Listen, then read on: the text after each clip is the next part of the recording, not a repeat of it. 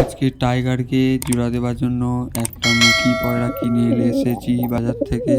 দেখি জোড়া নেয় নাকি না, কোনো মতেই জোড়া নিচ্ছে না, মারপিট করতেই থাকবে। এইভাবে জোড়া নেবে না ওরা কোনো মতেই। বাজার থেকে যদি কেউ কিনে আনো এইভাবে জোড়া নেবে না।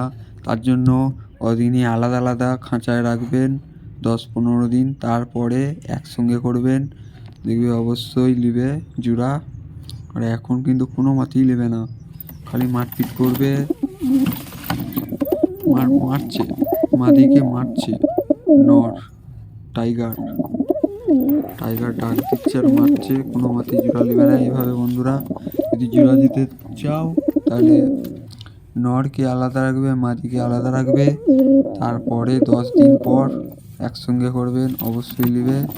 এই ভিডিওটা ভালো লাগলে চ্যানেলটাকে সাবস্ক্রাইব করবে। আর একটা কথা মনে রাখবেন, মাদি আমার কালো মুখী পায়রাটা, ওর কাছে তুমি জোড়া দেবেন না, ঠিক আছে? এই টাইগার নর কবুতরটা কাছে এই কালো পায়রাটা দিবেন এক কাজে জোড়া, তখন নেওয়ার সম্ভবটা বেশি আছে, ঠিক আছে? এইভাবে জোড়া দেবেন, অবশ্যই নেবে। কবুতরকে জোড়া দেওয়ার জন্য ওদিনই আলাদা আলাদা রাখবেন।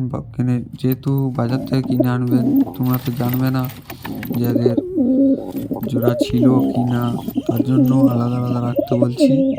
10 দিন কি বেশি হলে আরও ভালো, 30 দিন হলে আরও ভালো। 30 দিন আলাদা রাখার পর একসঙ্গে দেবেন, জোড়া নিয়ে নেবে। অনেক অনেক কবুতর আছে জোড়া লাইন।